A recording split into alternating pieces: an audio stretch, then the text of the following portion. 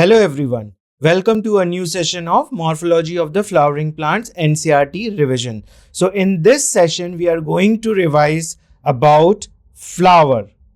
Okay, so let us start this session. The flower is a reproductive unit in the angiosperm. So angiosperm possesses reproductive unit as a flower. Reproductive unit as a flower. It is meant for sexual reproduction. So what is the function of any flower?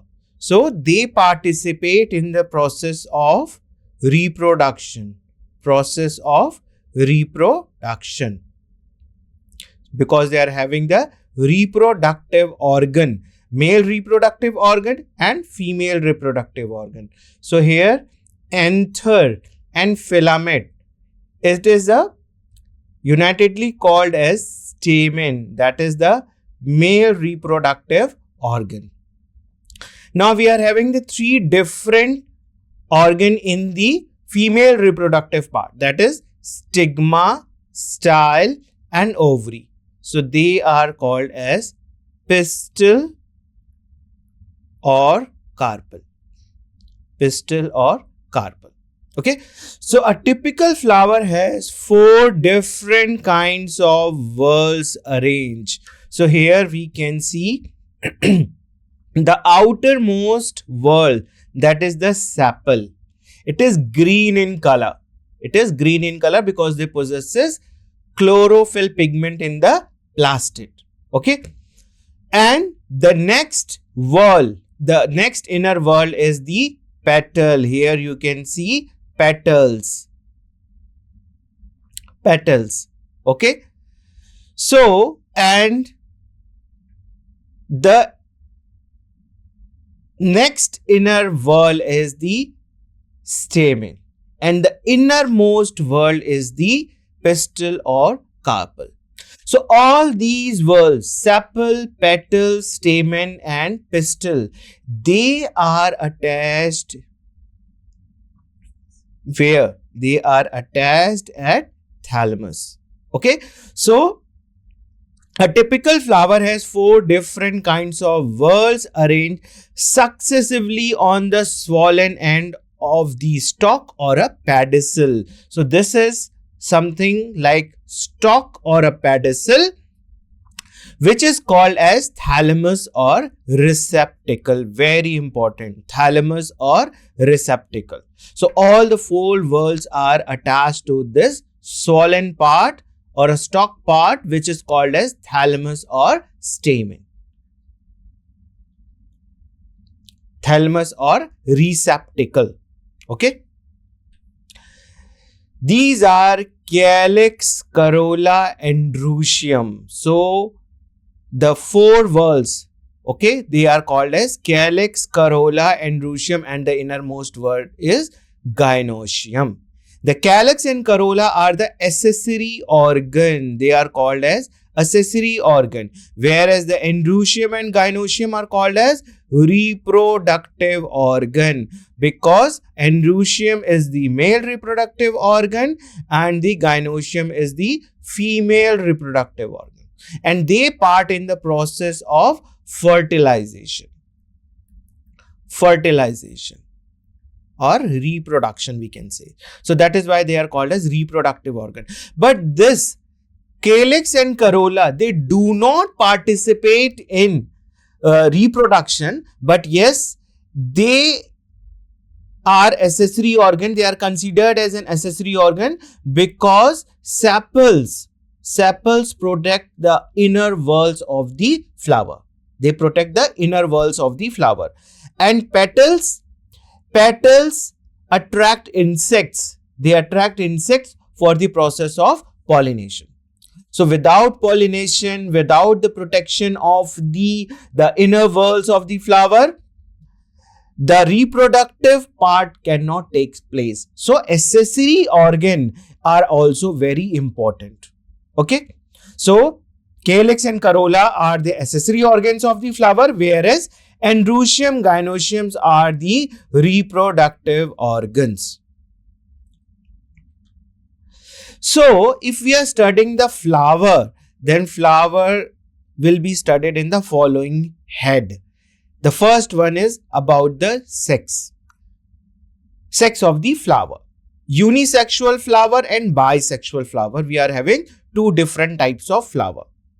Okay, unisexual flower means male flower will be and female flower will be separate. Male and female flower will be separate. Bisexual flower means both male and female reproductive organ will be present in the same flower. Okay, now symmetry. Actinomorphic, zygomorphic and asymmetrical flower. So there are three different types of symmetry of the flower.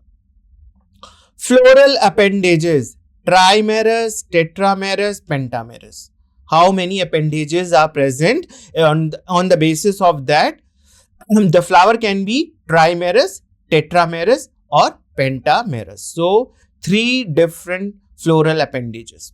Bracts. If the bract is present, then flower is called as bracteate, and if the bract is absent, then it is called ebracteate. Ovary position, this is also very important. Hypogynous, perigynous and epigynous condition. So we are going to study about the flower in these heads. Okay. So the first one. In some flower like lily, the calyx and corolla are not distinct and termed as perianth. So calyx, here we cannot see any calyx or corolla like structure. Here only one appendage is present and that is called as perianth. When flower has both androecium and gynoecium, it is called bisexual flower. When the flower is either only stamen is present or carpel is present, then it is called as unisexual flower. So this is the sex of the flower. The flower on the basis of sex organ present, the flower can be bisexual when both the reproductive organ is present in the flower, and when only one of the reproductive organ is present, like either stamen or carpel, then it is called as unisexual flower. Now let us talk about the symmetry of the flower.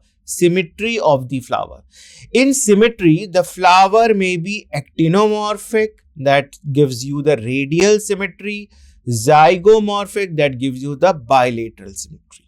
Okay, so let us discuss one by one. Actinomorphic. So when a flower can be divided into two equal radial halves in any radial plane passing through the center, it is said to be actinomorphic. So let us see this flower. So this is petal, this is another, this is another. Okay. So I am dividing the flower passing through the center. So it divides the flower in two halves. Now I am having one more this division which divide the flower into two equal halves. Again I am having one more division. So we are having a number of, you can say, a division line that divide the flower into two equal halves, right? So this is the radial symmetry. And the radial symmetry flower, the flower which possesses radial symmetry, are called as actinomorphic. The examples are mustard, dhatura and chili. So this is very important from the examination point of view. Actinomorphic, having the radial symmetry. Okay, moving forward. When it can be divided into two similar halves only. So I have only one plane that divides the flower into two equal halves. Okay, two halves. And I am having only one line or one plane. It is called as zygomorphic. In the last slide, actinomorphic, we have a number of plane that divides the flower into two equal halves. But here only one plane that divides the flower into two halves. Okay, so that is the zygomorphic condition. Example: pea, gulmohar, bean, and cassia. So these are some of the examples that is having zygomorphic, and that symmetry is called bilateral symmetry because it divides the flowers into two equal halves. Bilateral symmetry. A flower is asymmetric. A flower is asymmetric, that is called as irregular, if it cannot be divided into two similar halves by any vertical plane passing through the center, as in canna. So here the flower do not have any plane that can divide the flower into two equal halves. Okay, so that is the irregular symmetry, and such a flower is called asymmetric. Example is canna. Okay, now we are having trimerous flower, tetramerous flower, and pentamerous flower, depending the number of appendages, floral appendages the flower possesses. Okay, so a flower may be trimerous, tetramerous, pentamerous when the floral appendages are in multiple of 3, 4, and 5 respectively. So this is very, very important. Okay, bracteate flower and ebracteate flower. Ebracteate flower.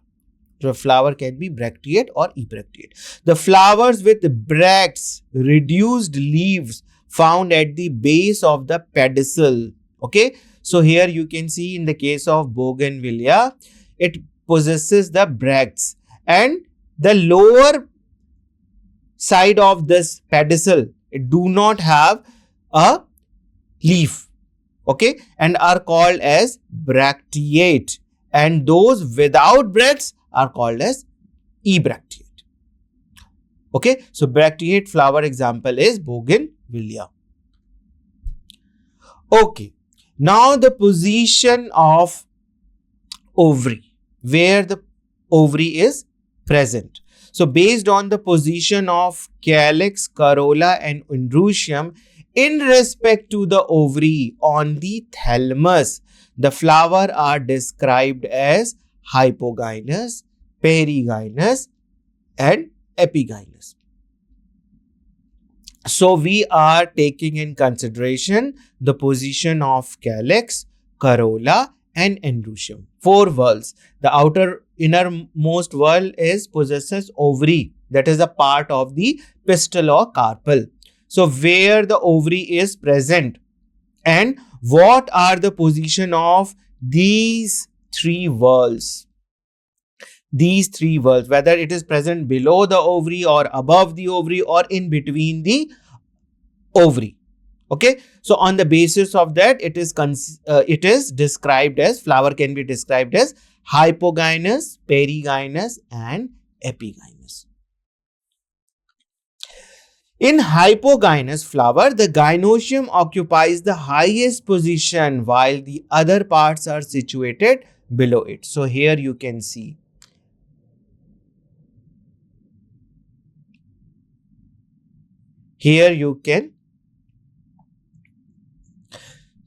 So here you can see gynoecium. This is the position of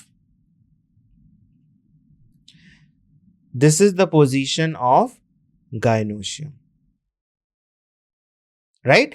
And anther is present below it.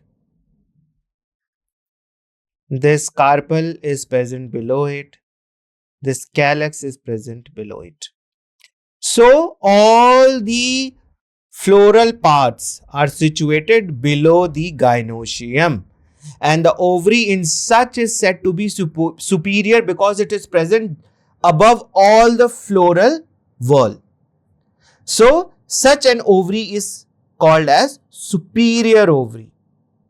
So the flower which possesses hypogynous flower, or the flower which is called as hypogynous flower, is having superior ovary, and the examples are mustard, China rose, and brinjal. Next, if the gynoecium is situated in the center and the other parts of the flower are located on the rim of the thallus, So here it is again, position is topmost, and here the rim, you can see the thalamus of rim is here, and all the floral parts like this calyx, corolla, and this is the male reproductive part, androecium, is present at this rim. In this also, it is present at this rim. So if you see the position of the ovary, it is half inferior and half superior. Okay, so this type of flower is called as perigynous flower. This is called as perigynous flower. So the ovary here is said half inferior, and the examples of such and flower are plum, rose, and peach. In epigynous flower now, the margin of the thalamus go upward. Now here, the margin of the thalamus go upward in this position, right? And the other floral whorl or parts are situated just above it. Okay, so in the epigynous flower, the margin of the thalamus grow upward, enclosing the ovary completely and getting fused with it. The other parts of the flower arise above the ovary.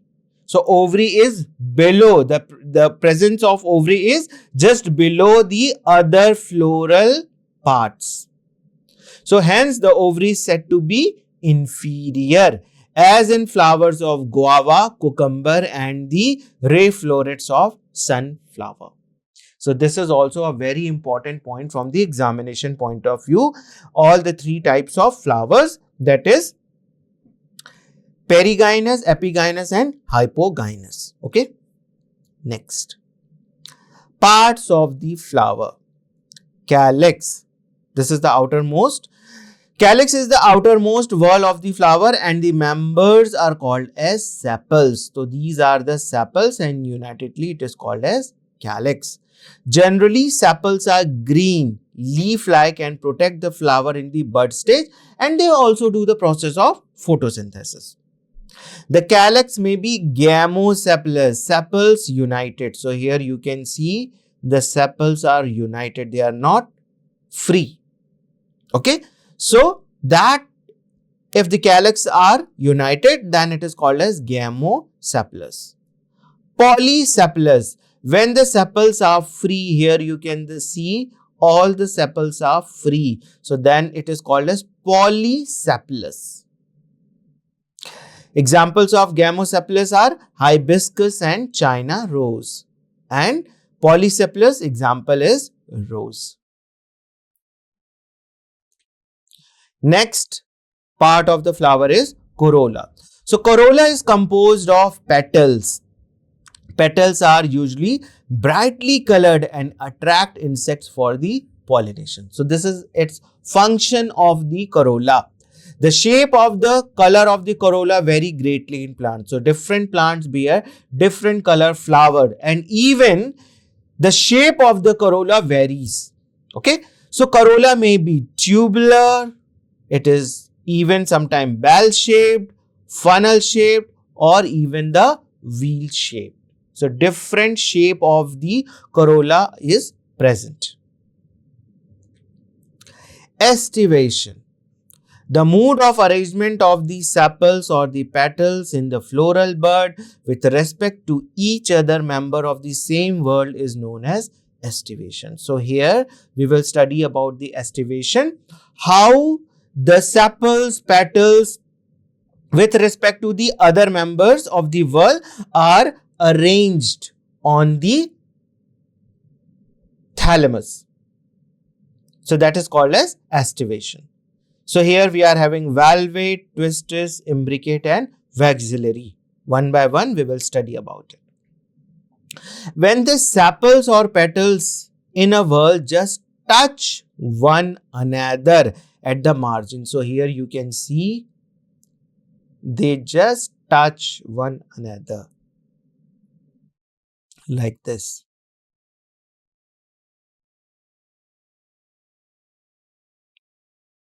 Okay, without overlapping. They are not overlapping. Here you can see their end is not overlapping.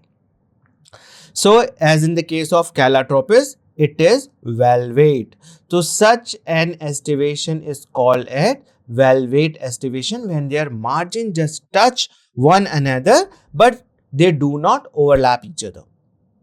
If the margin of the appendages overlap to the next, and this can be seen in China rose, lady's finger and cotton. This is called as twisted. So here you can see this and overlaps this one and this and overlap this one like this. So the ends of the appendages overlap with the next appendages. So this is called as twisted aestivation. This is called as twisted aestivation. If the margin of sepals or petals overlap one another but not in a particular direction as in cassia and gulmohar.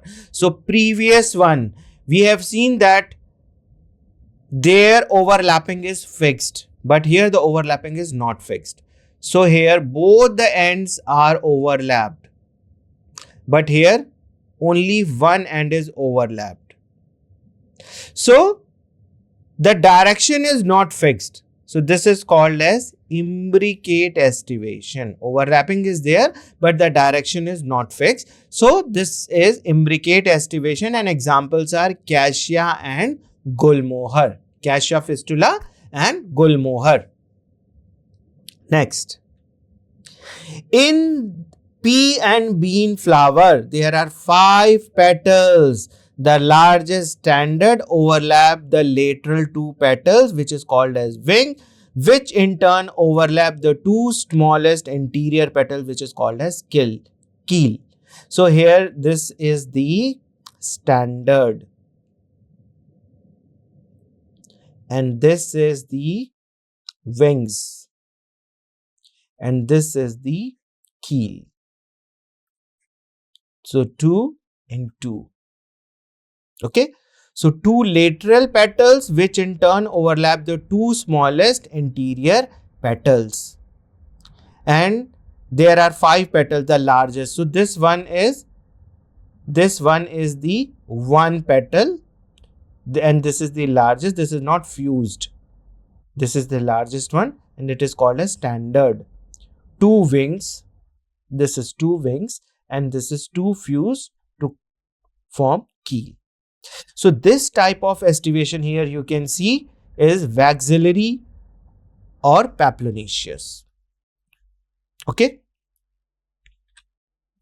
Now, androecium, male reproductive organ. Male reproductive organ of the flower. Okay, it is composed of stamen. And each stamen which represent the male reproductive organ consists of a stalk or a filament and the anther. So this is androecium. Androecium consists of many stamens. Now if we study about one stamen, then it will be having a filament and the anther is attached to it. Now inside the anther, they are having pollen grains. Each anther is usually bilobed and each lobe has 2 chambers of the pollen sac. So it is having structure like this. So this is one lobe and this is the another lobe. This lobe is having 2 chambers and this another lobe is also having 2 chambers of the pollen sac. The pollen grains are produced in the pollen sac. The sterile stamen is called staminode. Sometimes the stamen do not contain any pollen grain, and if they contain pollen grain also, then also it is not fertile. So such type of stamen are called as staminode, sterile. That is why it is called as sterile. The stamen of flower may be united with other members such as petals or among themselves. Here we are going to study about that. Stamens of the flower may be united with other members such as petals or among themselves. Okay, so when the stamens are attached to the petals, it is called as epipetalous. For example, it is found in brinjal. So here you can see the stamens are attached to the petals. So that is why it is called as epipetalous condition, and it is found in brinjal. Or epiphyllous when attached to the perianth, as in the flower of lily. So here it is perianth, not the corolla.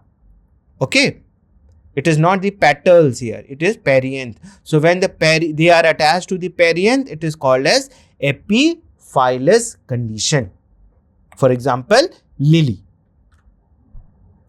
The stamen in a flower may be either remain free, that is called as polyandrous, or may be united in the varying degree. So here we can see all the pollen, all the stamens are free. Okay, so that is called as polyandrous stamen. The stamen may be united into one bunch or a bundle. So that is called as monoadelphous. It is present in one bunch. All are united in one bunch. So monoadelphous stamen, and it is found in China rose. The two bundle, diadelphous, as in P. So here 9 plus 1 condition. So all the stamens are unitedly present. So that is the 9th. 9 stamen united. Okay, and one stamen is free. So two groups. We are having two groups. One group is having 9 stamen and another group is having only 1 stamen. So 9 plus 1 condition. But two bundles are there, then it is called as diadelphous. So this is the diadelphous stamen condition.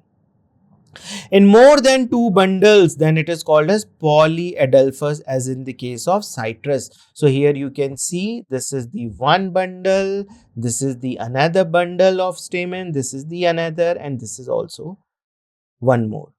So polyadelphous stamen, and this is found in citrus.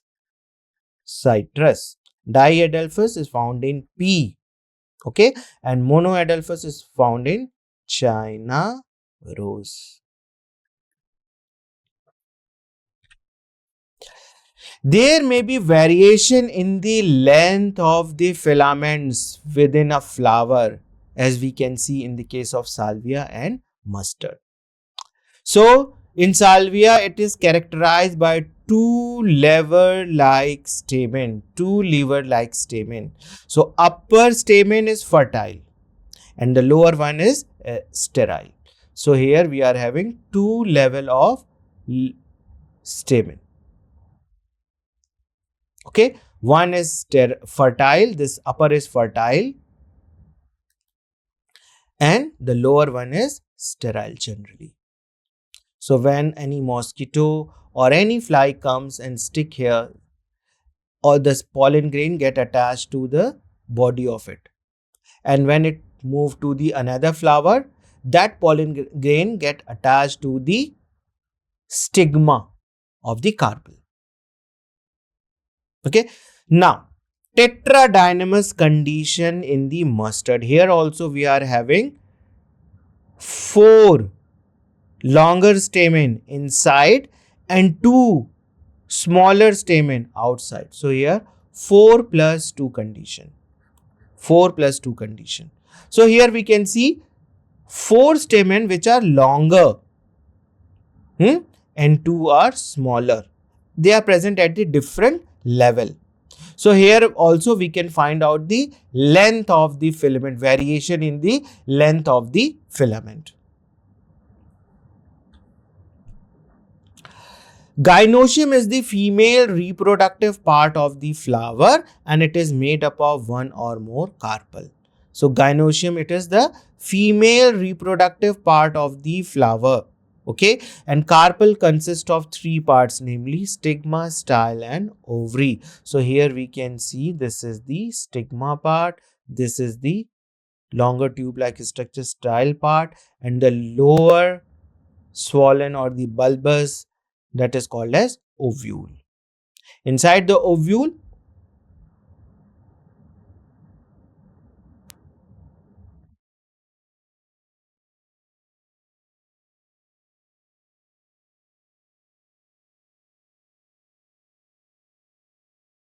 so carpel consists of three parts, namely stigma, style, and ovary. So this is the uppermost stigma, bifid structure, tube-like structures, style, and the lowermost is the swollen or the bulbous part, that is ovary. And inside the ovary, ovule is present. So ovary is the enlarged basal part on which lies the elongated tube, the style.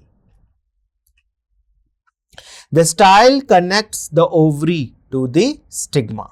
So here the stigma is present, here the ovary is present, and the stigma and ovary are joined with the help of style. The stigma is usually at the tip of the style and it is the receptive surface of the pollen grain. So this is the receptive surface. Stigma is the receptive. Pollen grain falls on it and it gets stick to it, because some chemicals substances are there, and that chemical substances also helps to germinate it. So each ovary bears one or more ovules attached to the flattened cushion like placenta. So here you can see ovule is there and it is attached to the placenta region. When more than one carpel is present, they may be free or they may be fused. Okay, so when free, as in the case of lotus and rose, it is called as apocarpous condition. So here we can see when they are free, we can say apocarpous. So here all the carpels are free. The number of carpels are there and it is free. They are termed as syncarpous when carpels are fused, as in the case of mustard and tomato. So here all the carpels are fused. There are number of carpels, but they all are fused. Okay, after fertilization, the ovules develops into seed and the ovary matures into fruit. Now the last one is about placentation. The arrangement of the ovules within the ovary is known as placentation. How the ovules are arranged inside the ovary, that gives you the placentation. The placentation are of different types, namely marginal, axile, parietal, basal, central, and free central. So there are different types of placentation. In marginal placentation, the placenta forms a ridge along the ventral suture of the ovary and the ovules are born on the ridge among the two rows. So here we can see this is the ridge, this is the ovule structure, and inside the ovules, this is attached to the margin of the ridge. So that is why it is called as marginal placentation. Example is P.